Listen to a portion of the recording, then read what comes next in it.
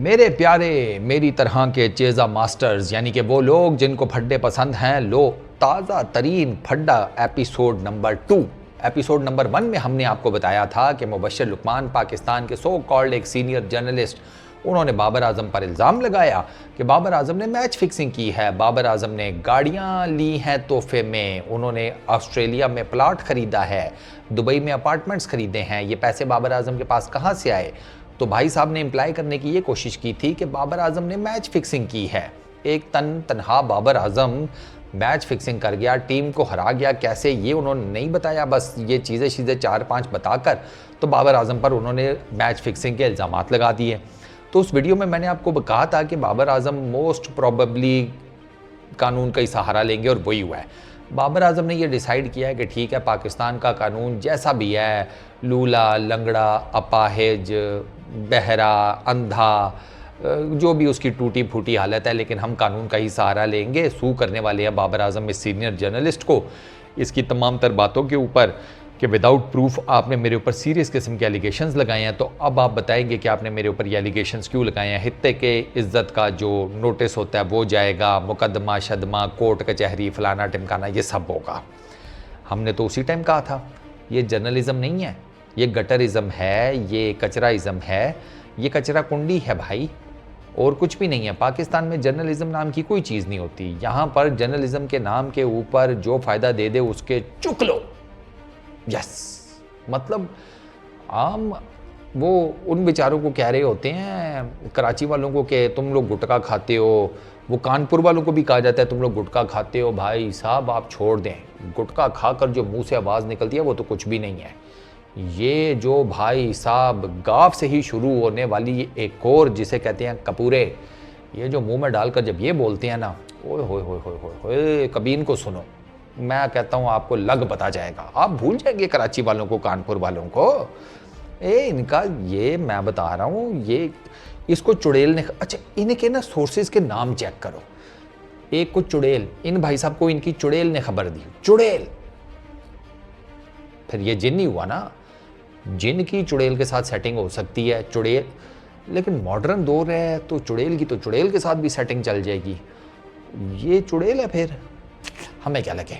अच्छा ये जिन है, चुड़ैल है, इसके पास एक चुड़ैल है जो उसको खबरें देती है। एक और साहब हैं, उनके पास कबूतर हैं, शायद वो कबूतरों के थ्रू खबरें लेकर आते हैं।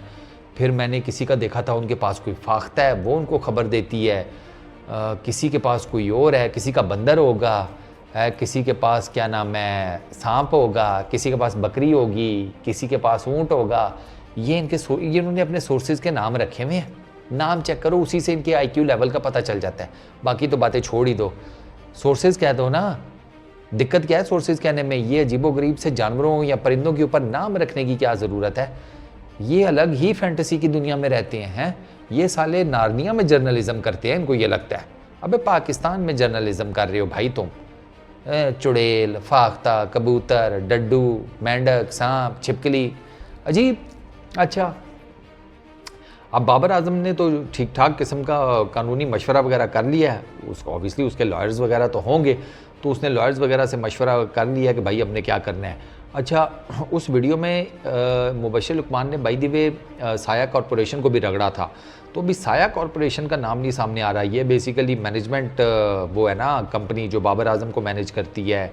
शाहीन को भी यही करते हैं, रिजवान को भी यही करते हैं।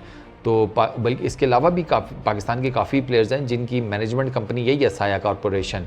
तो वो तलहा नाम है जिन साहब का जो ये कंपनी चलाते हैं, तो उनका नाम भी लिया गया है। उनके साथ भी उनका भी कहा गया है कि उनके कहने के ऊपर, इसी वीडियो में शायद इन साहब ने कहा था कि उनके कहने के ऊपर साया कॉरपोरेशन के जो तलहा हैं, तलई नाम है शायद उनका, कि उन्होंने ये प्लेयर्स को कहा था सेंट्रल कॉन्ट्रैक्ट से रिलेटेड PCB को ब्लैकमेल करो। वो जब नजम कह रहा हूँ, ये ज़का अशरफ के दौर में वर्ल्ड कप से पहले सेंट्रल कॉन्ट्रैक्ट्स का फटा बना था ना, उसके ऊपर भी अलग से एक बताता हूँ आपको।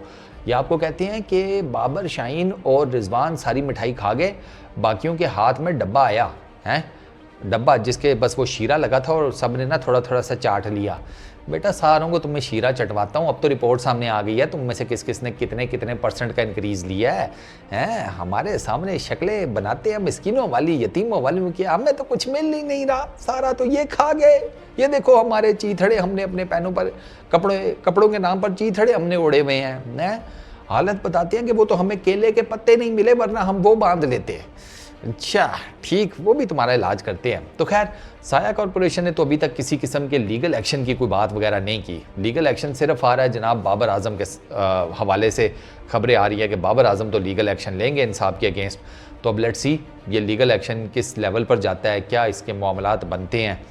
नॉर्मली तो सुलह सफाई हो जाती है, मुआफ़ी शॉफ़ी हो जाती है, ये वो कोई बहुत ज़्यादा हरजाना वगैरह तो नहीं भरना पड़ता। पाकिस्तान में मैंने यही देखा कि जब इस किस्म का कोई लेवल का केस हाईलाइट हो जाए ना तो उसमें सुलह सफाई हो जाती है या थोड़ा बहुत ले दे के जिसे कहते हैं काम जो है वो बंद कर दिया जाता है। इस केस में देखते हैं कि इस केस में ये ऊँट किस करवट बैठता है। बाकी जैसे जैसे इस न्यूज़ के बारे में मज़ीद आप पता लगेगा वो भी आपके सामने लेकर आएंगे। मज़े की बात मैं आपको ना बताऊँ, मैंने सारा सोशल मीडिया देखा आगे पीछे कि यार बाबर आजम को लेकर क्या लोगों की राय है। अच्छा वो लोग जो बाबर आजम के ऊपर ठीक ठाक क्रिटिसिज्म करते हैं, ठीक ठाक बाबर आजम की आत्मा रोल देते हैं, वो भी कह रहे थे कि नहीं ये मैच की माँ बहन कर देता है, सारा कुछ कर देता है, इसके पास स्ट्राइक रेट नहीं है, इसकी बैटिंग में वो क्लास नहीं, फलाना ढिमकाना, वो सारी चीज़ें। लेकिन वो कहते हैं फिक्सिंग नहीं है कर सकता। वो उनको भी पता है कि यार बाबर आजम सवाल ही पैदा नहीं होता फिक्सिंग कर ले। उसकी क्रिकेट के ऊपर आप एतराज़ कर सकते हैं, उसकी बैटिंग के ऊपर, कप्तानी के ऊपर, बाकी चीज़ों के ऊपर आप एतराज़ कर सकते हैं। वो खुद बाबर आजम के हाईएस्ट क्रिटिक्स वो भी कहते हैं कि बाबर आजम मैच फिक्सिंग नहीं कर सकता। तो मेरा ख्याल है घोड़े लग गए मुबश्शिर लुकमान साहब के सामने। सामने तो ऐसे ही नज़र आ रहा है। चलो देखेंगे क्या बनता है, अगली एपिसोड आने दो, वो भी आपके सामने लेकर आएंगे। मैं चलता हूँ, इस वीडियो में इतना ही। अपना बहुत ख्याल रखना, नेक्स्ट वीडियो में मुलाकात होगी। Peace out.